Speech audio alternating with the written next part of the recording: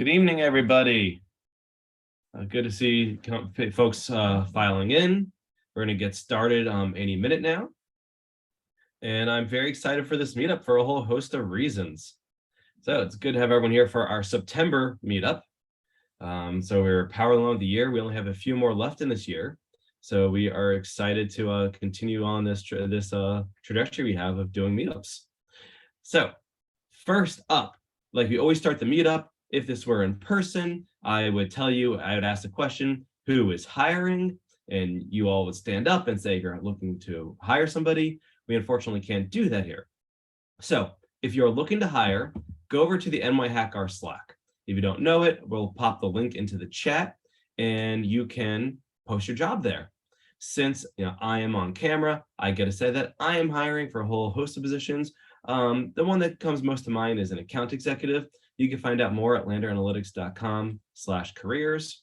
And for everyone else, please go ahead and post in the job postings channel. We would love to see everyone's jobs. We love to see everyone who's hiring, and we love getting people's jobs. We've done a lot of that over the years. And on the Slack, by the way, in case I didn't mention it, the channel is job-postings. And I see Nicole just posted a link to the Slack, so you can hop on there. We'll be using that Slack throughout the meetup today. If you have any questions you want to ask of our speaker, you go into the monthly meetup chat where JD just went on and said, "Sup, nerds." So hop in there and say hi to everybody. As always, we have pizza for the meetup. Since I can't be with you in person, I went and got a pie. This is from Zazzy's. I'll give you the good cheese lock. You see some nice charring. I had them make this pie just minutes ago, and they got it done in about 8 minutes. From the time I asked for it to the time it came out of the oven was 8 minutes. And I was highly impressed that it baked that quickly. They use a very hot gas oven. So Zazzy's, everyone else, let me know where you got your pizza from or your other food. If you got hot dogs or dumplings or cereal, let us know in the chat where you got your food from. I hope it's pizza, but not everyone wants to do that. So enjoy whatever food you have from wherever you are hanging out. Please let us know. Coming up soon, we have a few announcements and we'll get started. Coming up soon, we have the R in Gov and Public Sector Conference.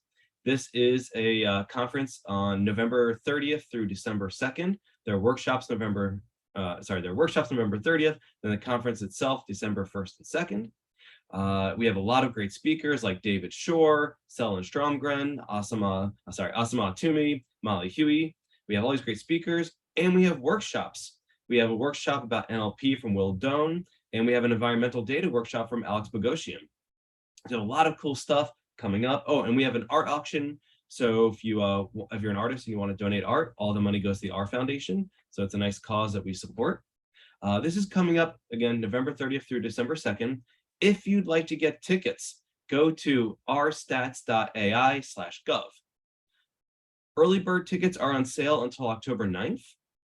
And since you're a member of this meetup, you're here tonight, you can use code NYHackR for an additional 20% off your tickets. So go get the tickets. It's a fun conference. I know some of you have been to it before. Some of you have never been. It's a really great chance to learn about how R and data science in general, because it is R and friends, how it's used in the government and in the public sector in general. So check that out, rstats.ai/gov. And at the end of the meetup today, we are going to give away a free ticket to one of you attendees. And the conference is both in person and virtual. So you have options. So you're getting a ticket for free today. You have your option in person or virtual. And if you want to attend, you can do it in person or virtual, your choice. There's a conference taking place October 6th and 7th in Newcastle, United Kingdom. It's called Shiny in Production. It's put on by friends of the meetup. And I think ticket sales ended today. I don't know if they ended East Coast time, if they ended UK time, but if the tickets are still available, it looks like a great conference, so check it out. That's Shiny in Production. There's going to be a bunch of good talks at that conference. We have our October and November talks coming up. The October talk will be fully virtual. We'll announce the speaker a little bit later, and we're hoping our November talk will be in person and virtual. We are still working out the details, trying to secure space. Speaking of which, if you have space for any number of people, a small, big, medium, whatever, and you'd like to host occasionally, doesn't have to be all the time, send me a message. We would love to get more hosts. Once we get a pool of hosts, we'll be able to host them hybrid more often. Problem if we have one host that they can't host 1 month, we go back to fully virtual. But if we have a variety of hosts we could rotate through, things are a little bit easier. So with all that, hope everyone is enjoying their pizza. And I hope you're enjoying whatever food you're getting. It doesn't have to be pizza, I suppose, if you're that kind of person. And you might notice that our speaker today is coming to us live in Technicolor from right over my shoulder. JD happened to be visiting New York City this week. And while we couldn't have him in person with everybody, he could at least be in person in my office. So I'm super excited for a repeat speaker. I'm just going to give him a little embarrassing story. One of the first meetups, and I'm talking like 13 years ago, we had a meetup and someone mentioned at our meetup the Segway package that he had written, and they mentioned his name in the Segway package, and the whole room, he wasn't there, the whole room burst into applause. That is how much this man has, his reputation has grown, I guess, ballooned right in the beginning. And he's one of the early people doing Stack Overflow with R, and really made it a nice, welcoming online community, much like we strive to make this meetup community. So repeat speaker both at the conference and at the meetup, Stack Overflow extraordinaire, Twitter extraordinaire. Everyone, please welcome JD as he takes the spot. Thank you so much, Jared. All right, y'all. Never done it quite like this before. Jared gave me such a gracious introduction. So what we're going to talk about today is reproducible examples. This is often we do this as a kind of introductory topic or an early career or a beginner topic. I used to run the Chicago R user group years ago, before I ever lived in New York. And what we found at the Chicago R user group is about every third or fourth meetup, it was a good idea to do what we would call a beginner's night. And we would do kind of basic topics. And so when Jared said, hey, what are you working on? You working on anything cool? I said, I don't really have anything new hotness to share, but I think one of the skills that I use most over and over and that I enjoy my analyst being able to do is produce reproducible examples. So how about I give a presentation on making reproducible examples? And, you know, and Jared's like, that's great. We'll do this. And I'm like, I want to make it a little something that's not just, you know, if you know how to do a reproducible example, it, you know, may not sound very interesting. I've had some experience lately, like literally in real life in the last, 6 months to a year, where we use some of the principles of reproducible examples to produce reproducible data sets to solve hard problems and be able to get more eyes on hard problems. And I want to share some of that story kind of at the end of this. That'll be germane to folks who have a little more experience and may see new use cases for reproducible examples. So let's kind of dive into it. Jared sort of introduced me already, and you may know me from Twitter. You may know me from the R Cookbook second edition, which I wrote with Paul Teeter. He wrote first edition. I did the rewrite with his help for the second edition. That is available free online at trying to hide the bar here, not having much luck. Uno momento, can't back up. There we go. The book is available online for free, rc2e.com. One of my favorite things with writing this book is when I get notes from learners that tell me the free online edition enabled them learning R, or they couldn't afford the book, or they live in a country where the book's prohibitively expensive and they were able to get access to it online, and that was valuable for them, and that makes my heart warm and is one of my favorite things. So reproducible examples. What is a reproducible example? We talk about reprex. A reproducible example is a minimal example of code, typically, that can be easily understood, ideally by easily running it on another person's machine. So why do we do this? Usually we do this because we've got some kind of problem. We usually don't try to share bits of code if it all works great, unless we're doing examples for teaching. And actually reprex are great for teaching examples too. So this is going to be valuable for that.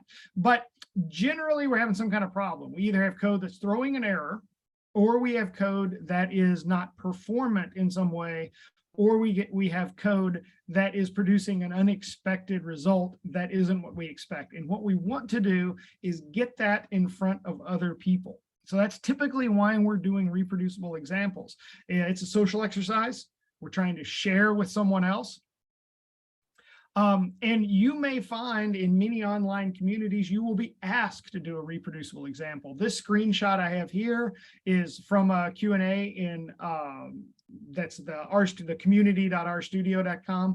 And it's not uncommon in that forum and also in Stack Overflow and others for folks to post a question and somebody looks at it and they say, I don't really know what the person is asking. I can't quite understand. They don't have enough code for me to see what they're doing, or I can't tell what type of objects they're trying to manipulate in their code, even though they may have an example that has a few lines of code. If you don't know what those inputs are, someone may say, hey, can you do a reprex?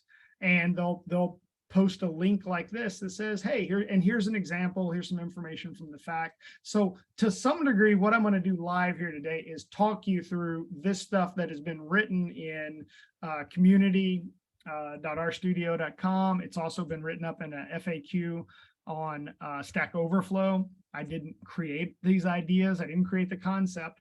A reproducible example is the thing we're going to make. And at the end, I'm going to show you how to use the reprex package, the library, the package in R to generate or turn a reprex into something you can just paste into an online form. And I'm kind of going to separate the ideas here between, the reproducible example exists whether you use the reprex package or not. And as a matter of fact, if you try to use the reprex package and you haven't produced a reproducible example already, it's not going to help you much.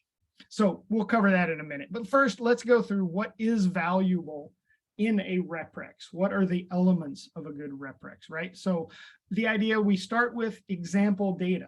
Now that could be a number of different forms, and we'll look at some of those.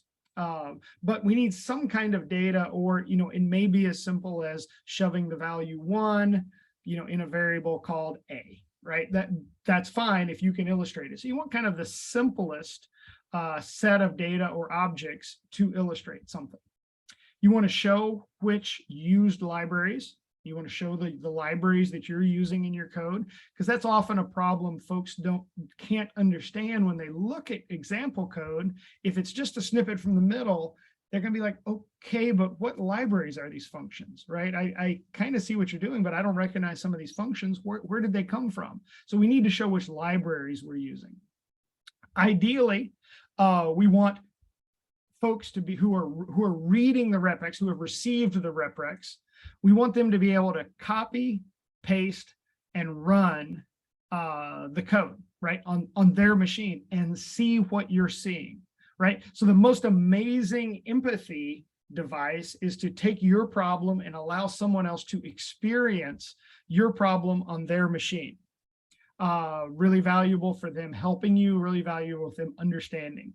And also we want a reprex to do no harm, right? So here in parentheses, I've put the RM list equals LS is a jerk move. What I mean is if you put RM list equal LS, that's going to delete everything in the other person's environment.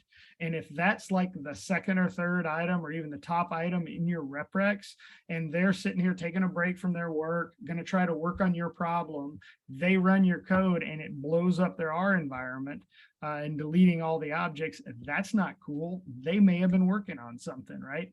And so you don't want to do anything destructive. Ideally, a reprex could be copied and pasted into an environment, and all you'll be left with is a few little objects that you created. All right, so let's go through each of these. Example data, there's a few ways to get some example data. We can use the data command to show all the different data frames that are in R. So let's switch over, and I can just type data, and I get a list of a whole bunch of data sets, right? So we have air passengers as the top one, and there it is. And so we can use these in examples. These are readily available. You know, we'll see some standards in here like iris, you know, and we've all played around with iris to the point of it being humorous. So iris, you know, we often see examples with MT cars. And that's a common data set, right? So these are built in, readily available, great option. If you can illustrate your problem using those, somebody's going to be able to reproduce it.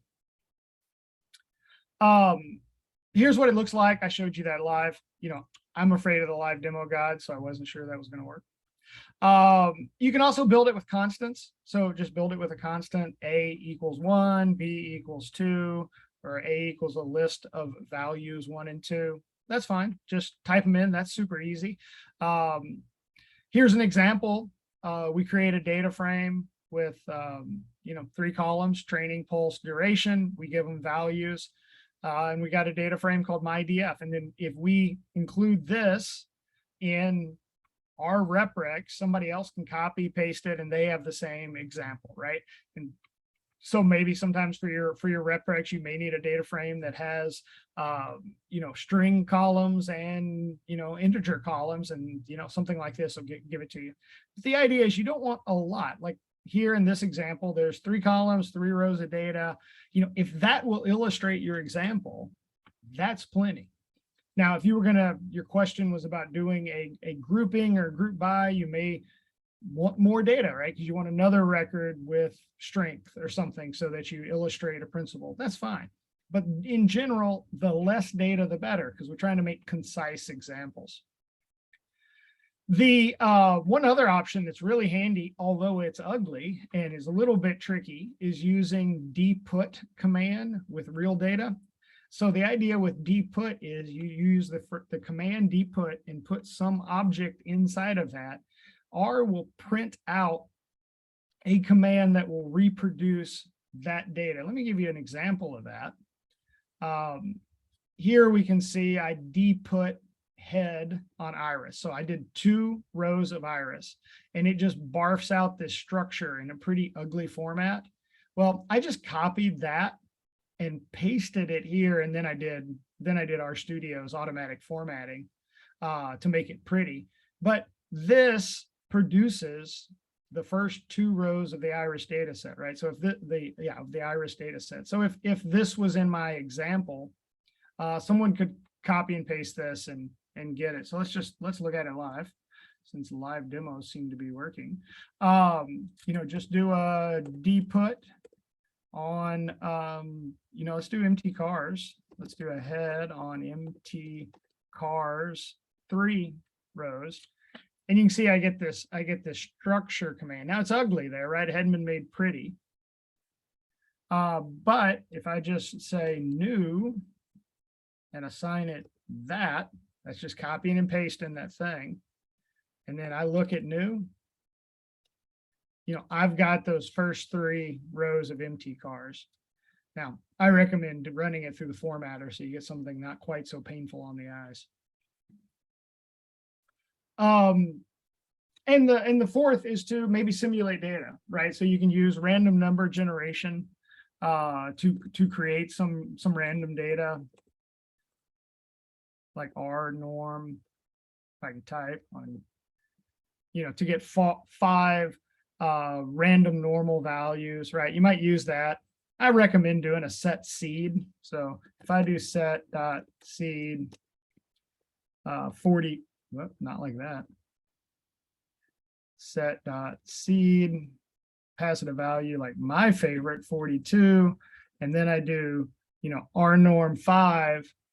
I'm going to get those exact same values. If I set the seed again and then do R norm 5 again, see, I get exactly the same values. So use that set seed when you're creating a reprex, because it allows the person who's running it to get the exact same values. Now, it may not in many cases matter that they get slightly different values or not, but I like using it. Sometimes it matters. If your error depends on the values, use set seed. If it doesn't, at least make sure that the graph they're seeing or whatever you're doing is exactly the same that they see that you saw. So we can simulate. So that's 4 ways we might pass some example data in a reprex. So showing used libraries, we discussed that, and the idea that we can copy and paste and run to others, run by others. That's a straightforward concept, and then we're not going to do any harm, right? So we're not going to rm list equals ls, because we don't want to hurt anybody. We don't want them to hate you.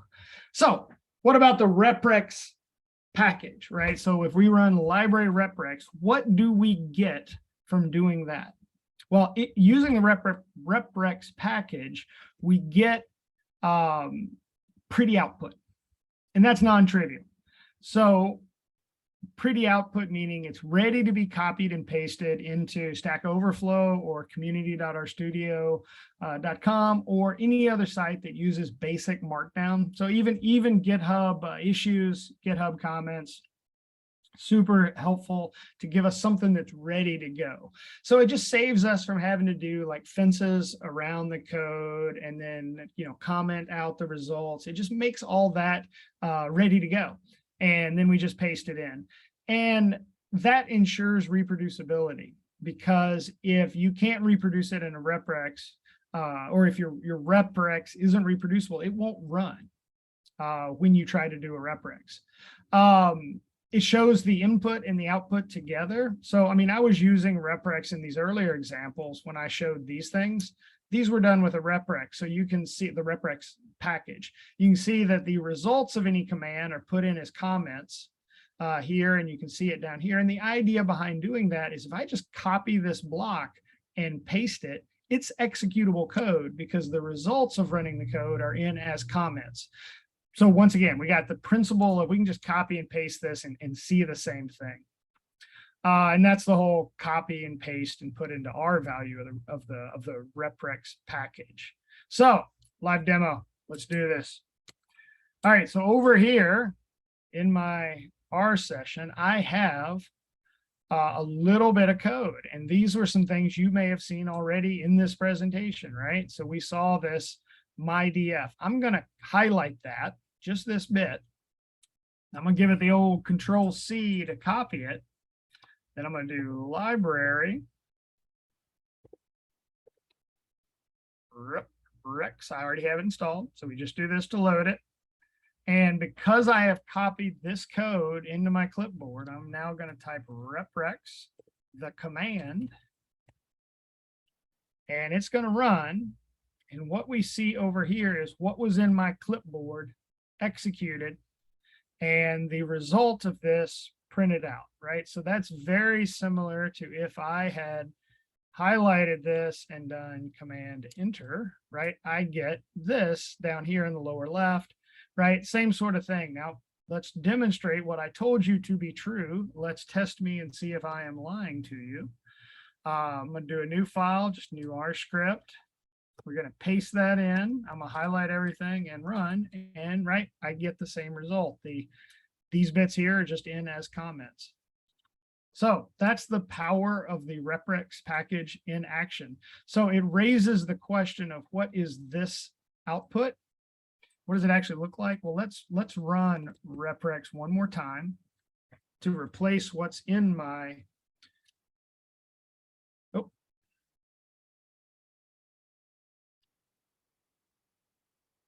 I'm going to carry on.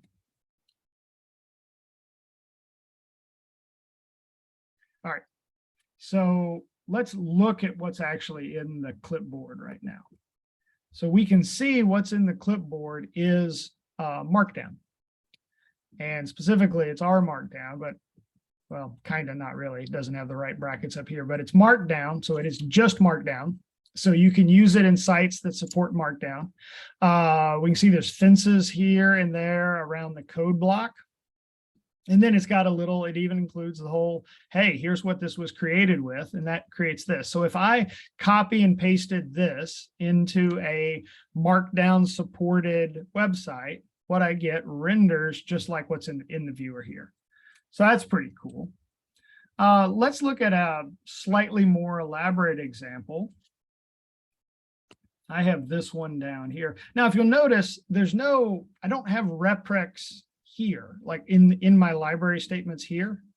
There's no, I don't load the library with a reprex with a library command there. I loaded it once for the session. So when I highlight this, and I'm going to copy it in the clipboard, do reprex, and it's going to pull from my clipboard. Going to run that code, and you see we're using empty cars. And, you know, see in this example, I print out the head of empty cars, and then I'm going to do this plot, and it's going to show up here. And what copied to the clipboard, let's delete this and paste it in so you can see, is, you know, the markdown that includes an image. And you can see the image link right here. Well, what in the world is going on with the image? If we paste that in, see, there's the image. It has uploaded our image to Imager. And that's how it makes a reprex that can be rendered here, or can be rendered in your GitHub issues or on Stack Overflow. All right, so what's implications of this? Well, the idea here is this is public, right? So if your graph is producing some sort of private data, you know, this isn't the right way to do it. If your graph can't be shared publicly, the idea behind a reprex is it is the reprex package is it's public. So if you were wanting to do something, the graph was proprietary, it was work data, and you were thinking about doing this, don't run the reprex command on it, right? That's not what it's designed for. So just a little caveat there.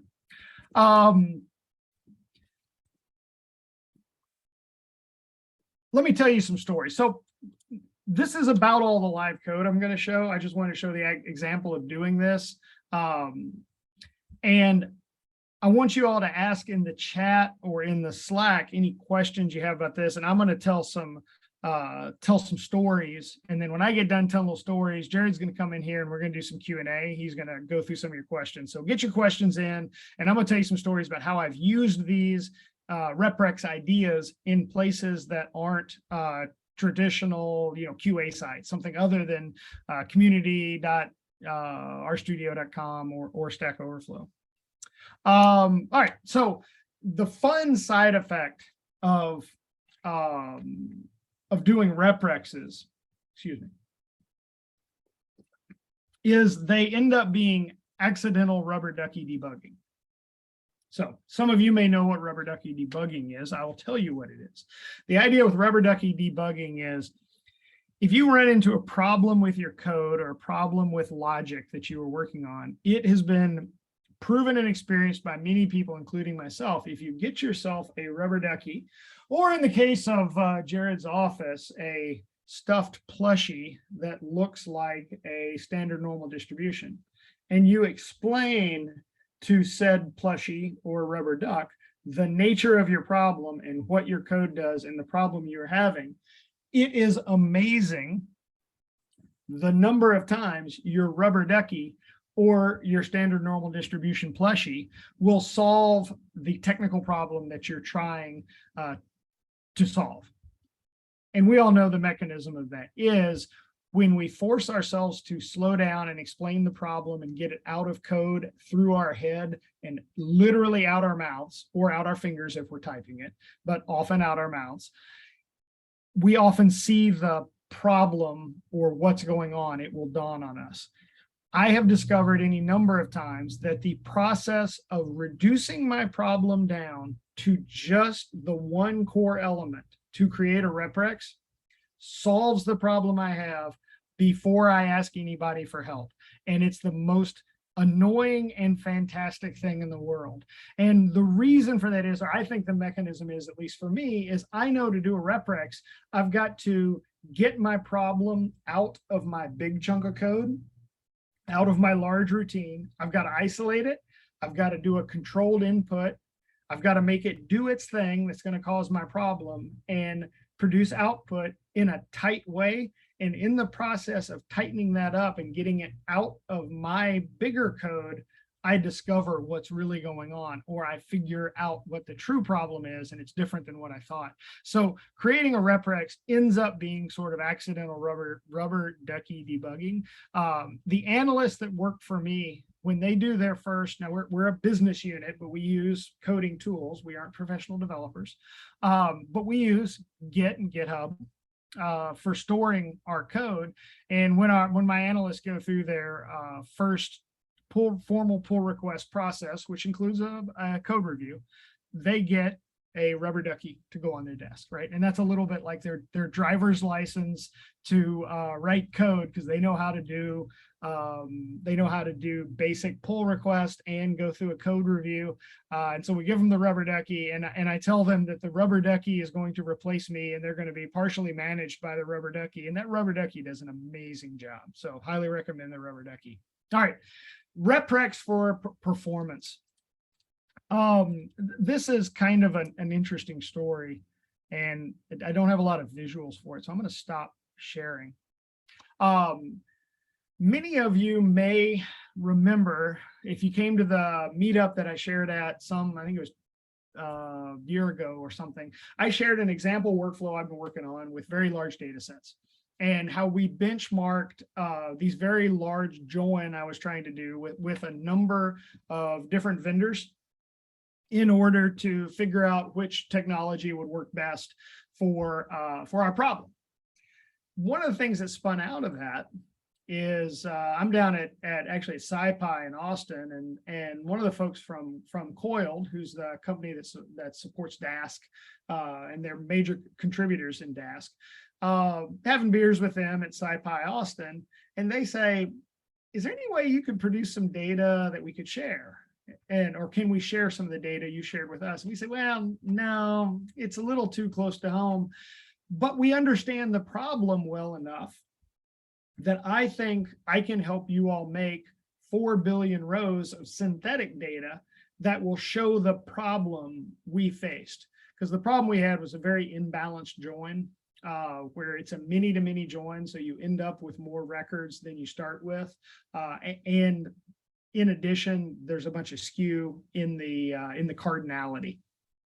Doesn't matter. What that means doesn't matter. What matters is I sat down and worked with them, and we created very much like a reprex, how we would create fake data. I did it using random number simulation, and they're a Python shop, so we were doing this discussion in Python. Principle still holds. And we created some data that exhibited the same problems in some of the tooling that we were experiencing with our real data. As a result, they are going to work with us to test and make sure that we haven't finished the testing if the behavior is exactly right, or if we need to tweak this a little bit. We're going to iterate. And then they can create a bit of a bounty or a test case for their software platform to say, hey, we're going to try to make this specific example go fast, and it's going to be based on this test data set. So by my use of reprex skills, we're going to help make some open source software better, because we can make example data that can then be used in a test case. Now, the step we have done so far is make the example data. We will also make example code that uses that data, that illustrates the thing that was breaking their query optimizer, or making it go slow, or causing it to fall over periodically, right? And that's kind of magical, that I can sit down and work with a vendor who also does open source software, and we can create and we're talking like 40 or 50 gigs of data. It's like 4 billion records, but using the same principle that you would use to ask a question on Stack Overflow, we can use that to help make open source software better. And so I recommend you guys are involved in the open source community, use reprexes in your GitHub issues, right? Or even in your discussions in GitHub. It's super. Now, Jared, you can come back in here. Well, first of all, everyone, golf clap for the talk. Thank you. I clap for myself. You can clap for yourself. You can do it. You a can little do masturbatory, but all right. Yeah. All right. So the imager, I don't even know how to pronounce imager. Imager. Yeah, I don't know. Whereas, how long does that last? Is that forever, or is there a sunset on that? That's a really good question. And all I know is stuff that I put on Stack Overflow more than 10 years ago is still there. Now, I don't know what the life length of those are. I really don't. But it's a good question. We could probably go read the Imager terms of service and figure it out, but they last a long time. So you were posting images on Stack Overflow because they didn't have copy. Yeah, you're right. Probably no. And when that 10 years ago, it wouldn't have been. And I don't know exactly when those came to be. But no, it wouldn't have been Imager back then because they didn't support copy and paste images for a number of years. But that's not copy and paste. That's it's linking. So it might have been the way actually. But I think I wasn't using the reprex package didn't exist back then. So you're right. It's actually that was the constraint. We were doing reprexes in concept, and I think Jenny Bryan came up with the idea of reprex as a word, instead of reproducible example, reprex, and then she made the reprex package. So it's sponsored through our studio. So I want to acknowledge their hard work and thank them for that, because it made all that. We don't have to, when you're doing images, you don't have to upload them to a site and then figure out the link and embed that in your markdown. It just solves all that, right? So it's such a convenience wrapper for all this stuff. All right, what else you got for me, Jared? So do you know, and you might not know, does Jenny Bryan still maintain reprex, or has it been handed over to someone else? It still has her name on it. I believe she's still at our studio, right? So yes, she is. Yeah. So I don't know. Let's go. I'm going to flip over here and just, let's see, I should share my screen when I go looking things up. Let's share my desktop. Let's all look together. reprex.tidyverse.org. So it still has Jenny Bryan as author and maintainer. All right. Cool. Got a handful of other authors. So we could go in here and look and see who's actually making commits on the GitHub, but no need to do it. It's under her aegis. Yeah, exactly. It's under her aegis. Great. So you talked about Stack Overflow. Is that still the go-to place for our questions? I'm going to ask the two double questions. Okay. Is that the go-to place for our questions, and it's still the go-to place for other programming language questions? All right. So it is a huge repertoire of good questions and good answers. The thing that Stack Overflow really did well, in my opinion, is from the very beginning of their design, they knew their front door, the door that developers were going to come in, was Google. And the SEO is great, meaning that if you put an R question into Stack Overflow without saying Stack Overflow in your question, just put it into Stack Overflow, you will likely get links to Stack Overflow right at the top, right? And you often get them indented, and there'll be multiple Stack Overflow answers. So it's a great repertoire of good answers. It's a really bad place for a poorly defined question. A lot of the really straightforward questions, how do you do this data frame transformation? A lot of those will be already answered there. There's a couple of beginner problems that are hard to solve on any platform. And the first one of those is, I don't know what this is called. That's a huge problem, right? So how do you even talk about something if you don't know the words for it? And that's a really tough beginner bootstrapping problem, to figure out the vocabulary to talk about the thing you want to do. And I find that sometimes places like the RStudio community are a little better when you don't have a tight grip around what it is you're asking. You lack the words, you lack the vocabulary, you think this is stats, but you aren't a stats person, and so it's messy, right? If you're in the messy dialogue place, Stack Overflow is really bad. Like, that's not what it does well. And so I recommend for that, maybe that's asking a Slack channel where you have a trusted environment, like, the one for this community, say, what's this called?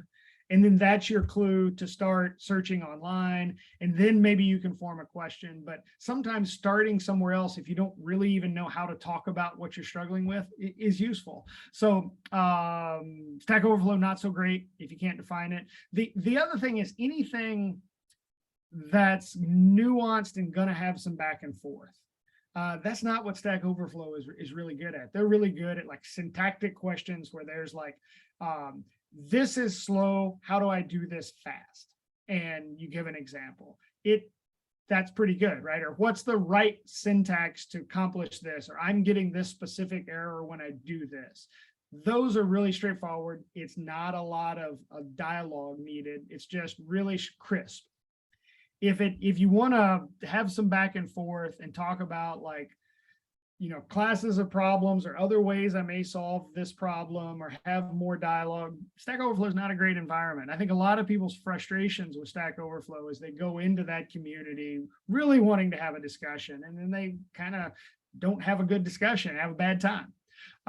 So that's more of a either your field, a discussion group for your field that you're in may help you clarify the question, have some back and forth, or maybe a Slack or a Discord server for a community might be a better way.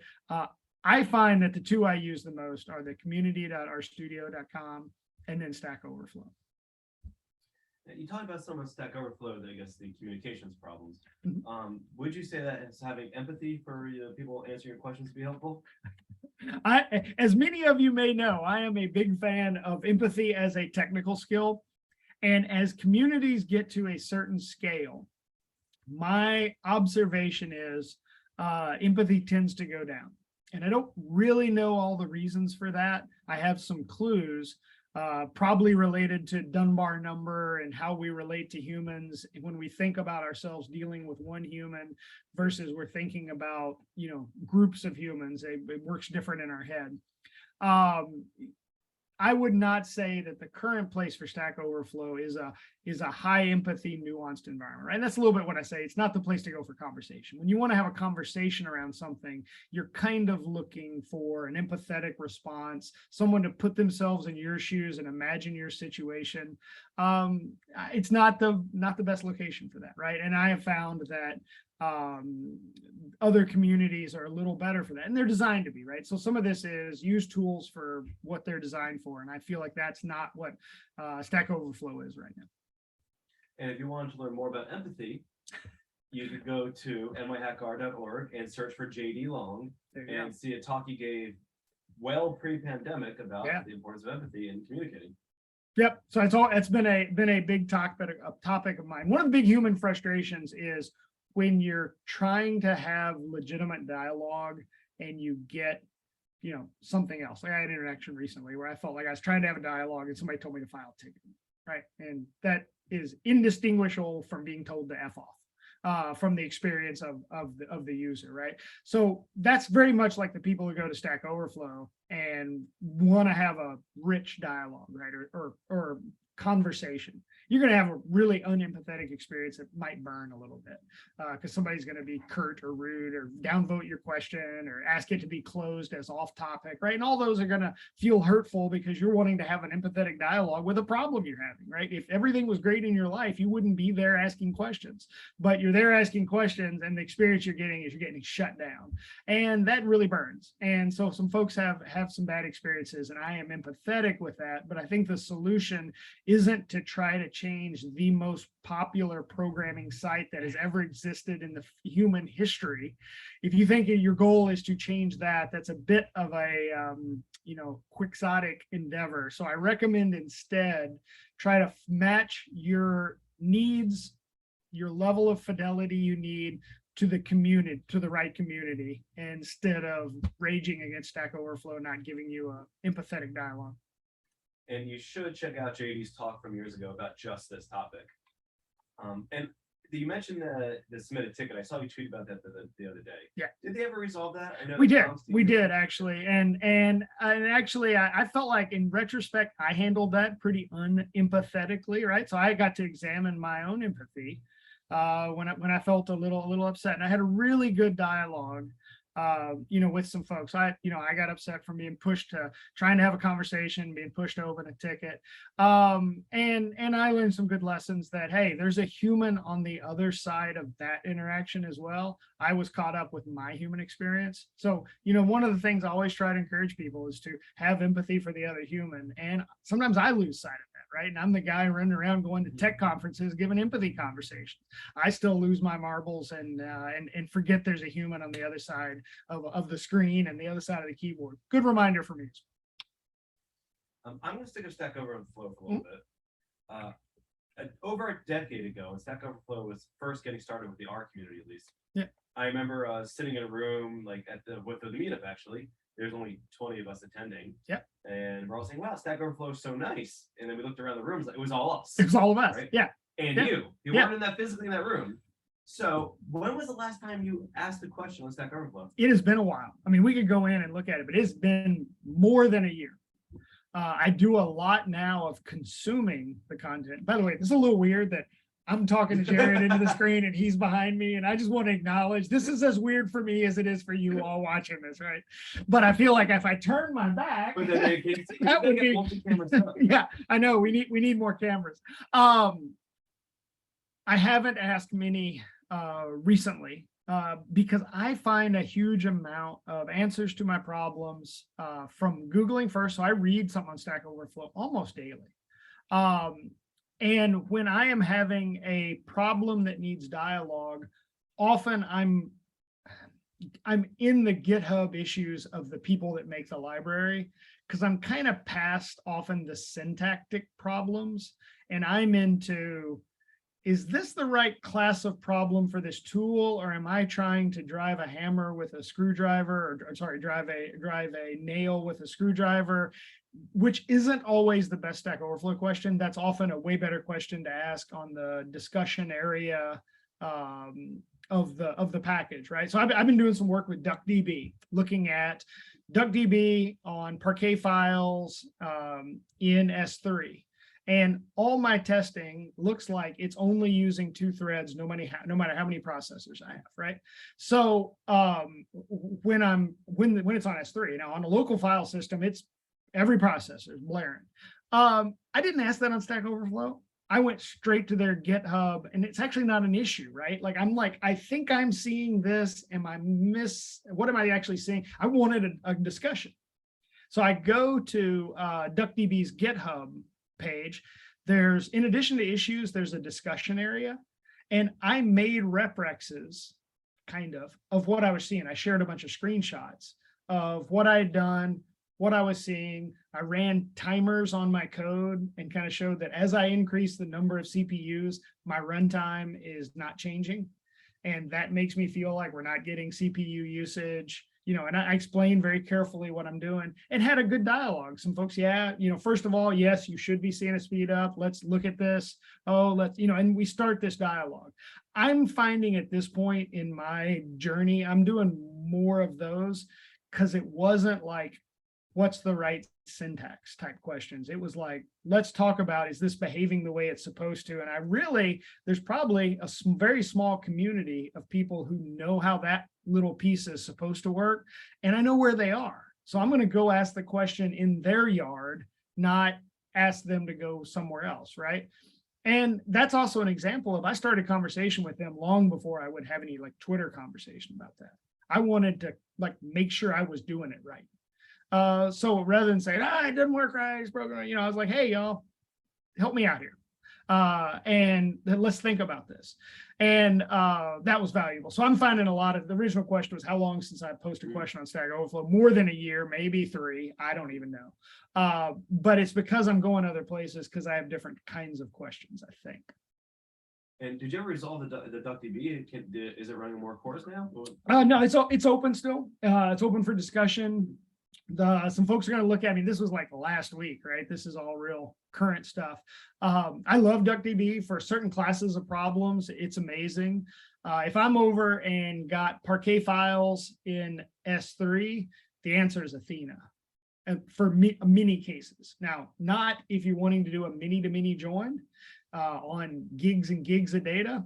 You'll blow up Athena and it just will start thrashing and fail to complete. That's what we found in our testing for some stuff we did. But if you're just wanting to filter or group by across a bunch of Parquet files in S3, Athena, and be done with it. There's a library, I can't remember the name of it. There's a really great library for querying Athena from R. And it allows you to use dbplyr syntax. So you use dplyr syntax, and at the end it builds the SQL. In the end, it runs that query against Athena. And so it's that same experience we get when using dplyr against databases. We can use against Athena, because at the end of the day, Athena looks just like a database. to the system. It's just under the covers, it's writing SQL.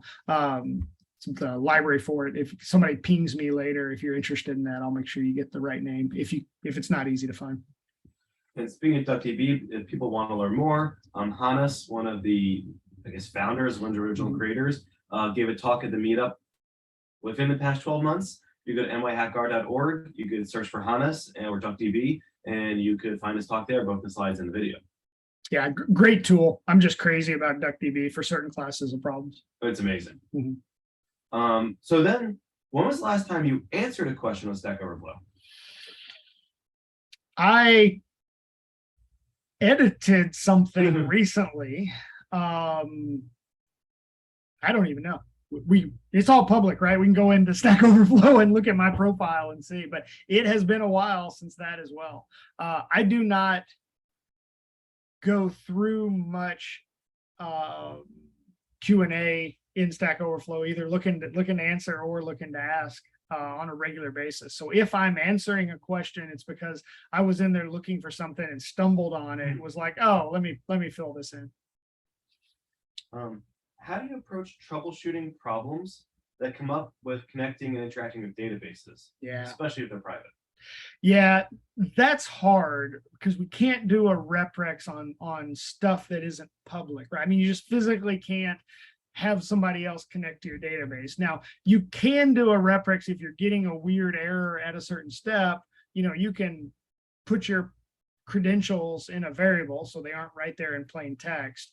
You can run that chunk of code, show the result. Somebody else can't run that though, right? So it's like half a reprex. They can see exactly what you see, and you know that they will have an image of that, right, in your reprex, but they can't then run it, and that's hard. A handful of things I do is try to find other folks that use the same tooling and see what they're doing. So the one that bites me regularly is ODBC connection to SQL Server on Mac. And it's painful. And the answer is free TDS. And make sure you're using ODBC. But like, I fight that battle myself every few years because I get a new Mac and I got to set it all back up again. And I literally go like read my own blog post. So that's like not an answer to your question. That's an expression of my empathy with the hardness of the problem, that I fight that one myself periodically. That is just hard with truly things where there is a component that you can't show your example without the private bits. So like a database connection, or, you know, troubleshooting permissions in cloud environments. Like, you can show somebody the error you're getting, they can't reproduce that because they aren't in your environment. So you're asking questions like, what settings might create this type of inaccessibility? And so you can still kind of do a reprex, but they can't repeat it. So it's not truly repeatable. You are showing them what you did, but they can't truly repeat it.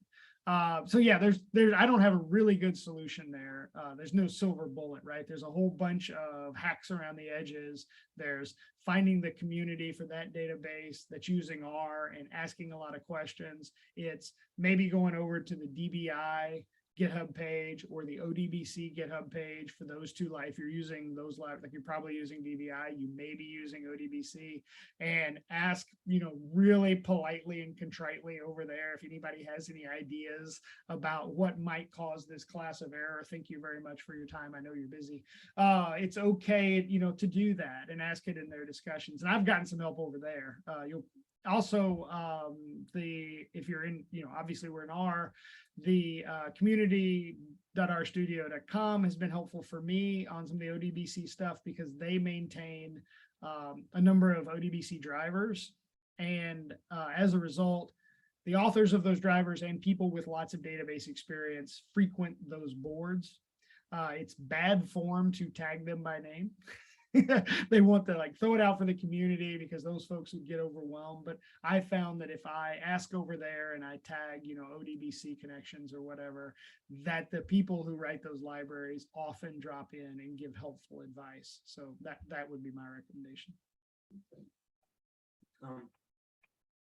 You mentioned the Mac. We found I found through anecdata, but multiple and of more than one, and it's becoming harder and harder to do programming on a Mac. Like if you want to do Stan or anything compiled languages or install the right version of R. Have you come across this and have you mitigated it?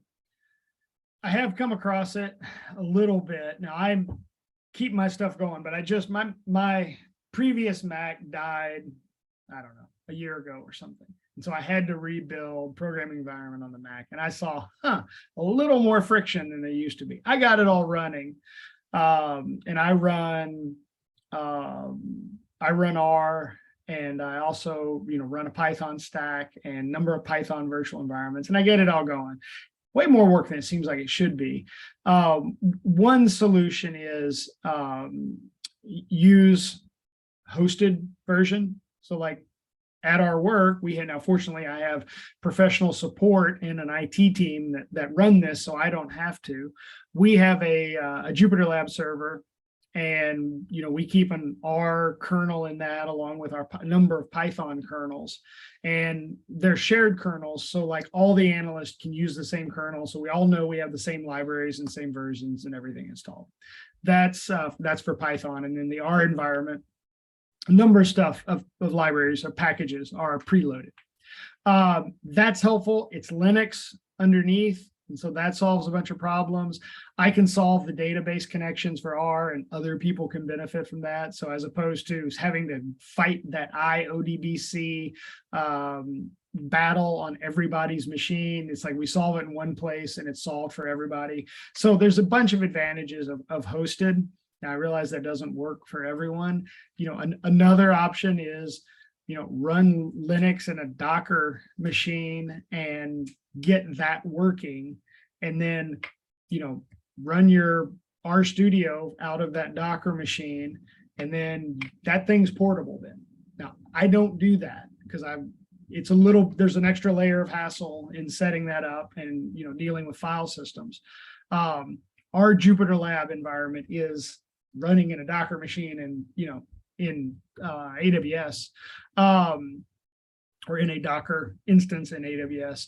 So that is a way one might do that as well if they just don't want to fight the Mac battle, and Windows is a whole other host of problems. It's just get yourself a nice Linux environment in Docker, and you get two benefits. One is stuff works like it's supposed to, and the second is you can take it with you. Right, so it's portable. The issue there is a little bit of file system stuff. You got to map your file system somewhere, because you're going to want to get to those same files in your Mac or your Windows, your host environment. So work that out. That'd be my recommendation. It's a good segue. I was just about to ask about Docker, because like that makes like a reproducible environment. Yeah. But you don't necessarily see that flowing up. Or hey, take it, like you don't see on Stack Overflow or RStudio Community or the NY Hack R help or anywhere like, here's a Docker image, pull it and run my stuff. Yeah. I think you do maybe see a little bit of that in more ops kind of stuff.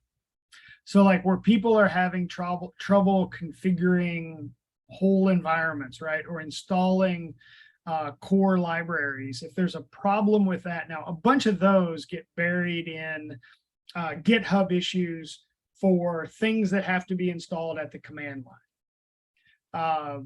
Things that have to be installed at the Linux operating system level, have to be installed as root, right? Those sort of things. I have seen instances where folks are like, here's the script, run this to see my problem. And hugely powerful, right? Like when I got in my head that Docker was a reproducible computer in the same way that a reprex is a reproducible example, I was like, oh, mind blown, right? Like that should allow us to do a whole bunch of debugging. And it does, but the reality is most of the time, that's not where our problem is. Most of the time, our problem is inside of the language. So inside of R, inside of Python, and inside of whatever, not at the system level where Docker is sort of operated, or where you would benefit from having a whole reproducible system. So I think it happens. I just don't think it helps as many use cases for us, those of us who are analysts, as maybe I would have thought it would 5 years ago, right? Yeah, similar experience. Like, then also someone like, I know a lot of people can program R proficiently, but Docker's a foreign concept to them. And just even doing Docker pull, Docker run is kind of a big ask. Yeah, and I always have to go Google and reread and relearn what I had forgotten, whenever I want to use it. So there's friction there, right? Now it's amazing because you can get a completely reproducible system, but there's friction, right? And there's a learning curve. It's not free from friction. All right. Were there any questions in the chat that I missed? I don't see the chat from what I've been here. I can only see the Slack. Do you know the name of the YouTube channel this will be in? That's been answered. Scroll all the way down. Cool. Let me go down the bottom. That's a new one, it looks like. Oh, all right. Dave has pointed out in the chat that according to Wikipedia, Imgur used to have a policy to keep images unless they went 3 months without receiving any views. They might be removed in response to space needs. In 15, though, it was announced all images will be kept forever, even if not added from a pro account, and only removed if deletion is requested. So quite a long time if they're getting hits, right? So maybe if you're using them on your internal wiki, but it says they're going to keep them anyway. But definitely for stuff, and that might explain why for a long time the stuff on Stack Overflow has remained, is they were probably getting hits, right? Yeah. So, all right. That looks like it. All right. Then just this is outside of your experience, I have feelings, but yep. Any tips for doing reprexes for compiled languages? Because you can't. No. Yeah, it's harder, right? I got no clue. Okay. I haven't touched compiled languages in so long. Yeah, I got nothing. All right, so you're not on the rush train like everybody else is right now. No, really not. I really hope they have a good time and solve a bunch of problems and make a bunch of tools that I can then use, right? It's like I know where in the level of abstractions I want to operate. So like the polars library over in Python and Rust is written in Rust. So, but it's usable from Rust or from Python. That's great. Knock yourself out. Make me libraries that are faster, than the Python library or the R library. Put an R wrapper around things. I have Duck is C, C++, whatever. I don't know what it is under the cover. I don't care. I'm using it from R and Python. And folks are going to use Rust and make cloud services that I'm going to consume. I think that's fantastic. But yeah, I'm not in that world. Cool. All right, then a softball for you. All right, softball me. What's your favorite whiskey? All right. That might have been a hardball. So this is a little like asking people their favorite wine, right? You can throw money at that problem, over and over infinitely, right? And there's diminishing marginal returns to price. So, you can pay thousands of dollars for Pappy Van Winkle. And, when somebody else is paying, I have. And, I've had, and it's like, wow, that's really good. Now I was asked this in a call recently, and one of the things I wish I could do is I could give a recommendation for a rye whiskey, because I think rye is a little less, people don't think about rye as like a whole class and have a favorite. And I think they should, because there's interesting ryes out there. Problem I'm having is my favorite rye, my brother-in-law shared with me, and I can't remember what it is, and I haven't remembered to ask him, but on like the value, let me tell you the value play on whiskey. And this is going to surprise you as much as it does me. The Jim Beam Black and Jim Beam Double Oak are better than they have any business being.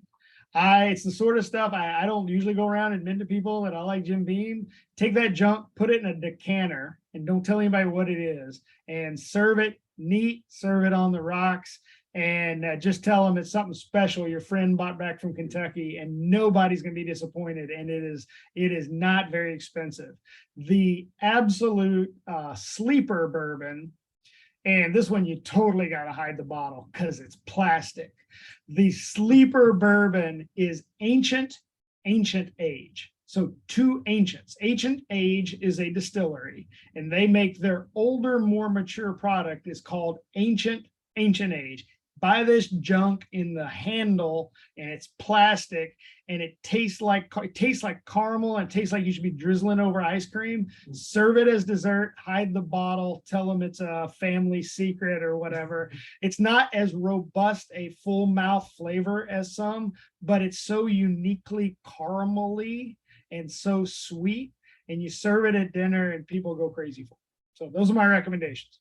Well, Max is going to be very happy about your Jim Beam recommendation. About my cheap whiskey recommendations. You know that Max is obsessed with cheap whiskey. Yeah, absolutely. With that, can we give our data influencer a big round of applause, virtual applause, since I know we can't, I'm the only one who can actually clap for him, unless he claps for himself.